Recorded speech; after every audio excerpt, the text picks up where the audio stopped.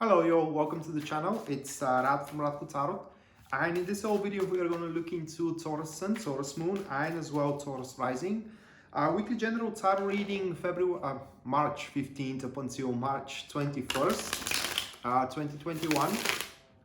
And if you are interested in a personal reading with me, guys, or into my tarot classes, you can check out the description down below, and there you're gonna find a link to my website where you can view and purchase either or both of these services.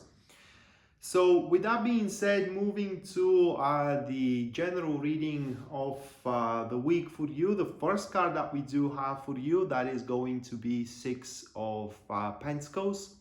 Moving next to what we do have, that is going to be the Nine of Swords, followed by the Four of Wands. Afterwards, what we do have, that is going to be the Seven of Cups. And the last one for you, Taurus, we have the Death card. So, all in all, I'm sorry guys, there are construction workers on the upper floor. It's going for 1 year now. So I don't know what they're doing out there. It will be quite of an important week for you, and it kind of like it has its culmination at the end of it. And it starts here with the Six of Pentacles, and that in your particular case here, Taurus, is some kind of a retrospective. Now, the way I see it, that will be the most important question that you are gonna ask yourself for quite a long time now, and it will be the question of why I'm not as happy as I can. You know, why that's the case.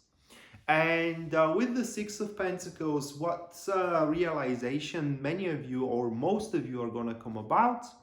It is the realization that you are not having full grasp or a control over the things that makes you happy. But that is pretty much something that comes as a charity, you know, and I'm not saying it in a bad way. I mean, you can be, for example, happy to spend time with somebody, but they give you that time. That's kind of a charity from their behalf, right? And so on and so forth. So at that point here, at the start of this week, I'm not saying that you are going to stop doing these things, but that is going to be the strive to find more things that makes you happy, makes you feel good, makes you feel well, that depends on you and not on anybody else. And what that is going to lead to, it is another realization here that certain problems you still have them because you are depending somebody else to do something about it or to resolve these issues. And you are going to come up to the standpoint that if you don't do anything about it, nobody else will. And therefore, at that point, you are to undertake those matters, those issues, or whatever, and do what you have to do in order to, like I said, resolve them. The point of this card, it is that whichever help you rely on, it's not going to help you at all. The best that it's going to do is postpone the issue. But at the end of the day, you have to be the one who does the heavy lifting, who pulls the whole thing through. And right after that, we do have the Nine of Swords. And I am pretty proud that you do have this card here, Taurus, because that is the moment that you don't give a dime about what consequences your actions are gonna bring. It is because, like we saw with the previous card, you have to do something about it. Otherwise, you know, you are laying your well-being, your happiness into someone else's platter while they don't do the same thing for you. That is no different than, for example, working to make anybody else richer, but you are pretty much giving from yourself right? That is pretty much staying into a relationship that you are feeling very unwell, but you are feeling guilty of breaking it because that is gonna hurt the other person, and you stand in front of, you know, the maxima here, if you will. Am I gonna be happy or am I gonna be miserable so somebody else can be happy? And only you can answer that question for you. But the point here with the Nine of Swords, it is that you are no longer going to be afraid of making whichever choice of both. That is because with the Nine of Swords, again, that's kind of like supplements the understanding that at the end of the day, you have to do what you gotta do in order to find yourself successful, happy, etc., etc. And whatever you have been afraid to speak about before, you ain't gonna be afraid no longer. Whatever you have been afraid to do, you are not going to be afraid any longer, because once again, you will fully understand what consequences that is gonna bring, and you are gonna find yourself ready to face these circumstances or consequences. I'm messing up these two words. To face those consequences and to deal with them as they are supposed to be dealt with. And right after this, we do have the Four of Wands, and that is the cycle that you are to just hold on a second. That is the cycle that you are to complete. Okay, in a sense of that you have attended and dealt with the consequences, and it will feel like freedom, it will feel like liberation, it will feel like you have done a very substantial, very significant move, thing, or a culmination that, you know, you had to do for a quite long time, and you worked very hard to reach that point. The best thing about the Four of Wands, it is that the result, it will be based on a tendency on every important matter that surrounds the subject. May the subject be career, may the subject be a relationship as well. And it will feel, and not just only feel, but it will be like you will have to move toward the future, in a sense of that the page has been closed and now you have to write your next page. And how can I say, at that stage of the week, although the start of the week itself is going to be difficult, and it will be difficult because, you know, you will have to pretty much, when you understand at the end of the day, things are bearing on your shoulders and you have to do the heavy lifting, but then it's going to feel very good after you did the heavy lifting, you faced the consequences of them, and you dealt with them. No different than if you are expecting, you know, your, I don't know, your boss to give you a letter of notice, because you don't want to leave the job by yourself, but you're hoping that they're going to do it, understanding that they're never going to do it, but instead you have to do it yourself. Something like that, you know, it's when you hope that somebody's going to do something, but they don't do it, so you have to do it yourself. And like I said, it will feel very well, it will feel very good, you are gonna feel free. And right after this freedom, we do have the Seven of Cups, and this is another question that stands here. Where to now, right? I mean, what it is that I am to do after I finalize that very important cycle in there. Which cycle, once again, it could be about literally anything. It could be about getting into a relationship, it could be about, you know, finalizing a project, etc., etc. Where to now? Now, important thing to know about the Seven of Cups, it is that at this stage, anything pretty much is possible, even those things that are stretching far beyond your civilization. Say, and what I mean here is, say that you are an engineer, but you want to be, work in the field of finances. Possible with the Seven of Cups. You know, it stretches beyond your,